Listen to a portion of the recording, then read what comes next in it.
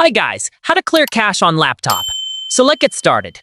Now, go to the search bar at the bottom of your screen, type Run, and click the app to open the small pop-up window. This tiny tool is your gateway to deleting hidden junk files. In the Run box, type temp and press OK. Now select any file. Press Ctrl+A to select everything and hit the delete key. If a few files won't delete, just click skip. That's completely normal. This alone frees up serious space. Open the Run window again, but this time type %temp%. Yes, with the percentage signs, and press OK. Select all files with Ctrl+A and delete them. These are local temporary files your PC forgot to clean, and most people never find this folder.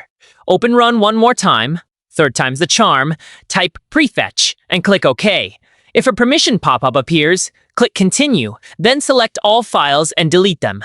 Warning, don't skip this step unless you want your PC running slower. Here is the final cleanup pass. Search for Disk Cleanup in your taskbar and open it. Select your C drive. Check the boxes for files you want to remove, especially temporary files, and click OK.